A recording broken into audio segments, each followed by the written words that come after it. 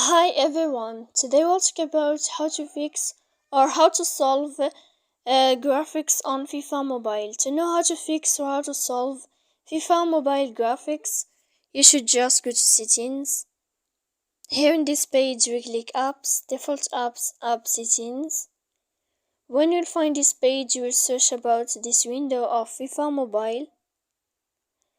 Then this list of app info we click on first stop and we click OK. Here we go to click storage.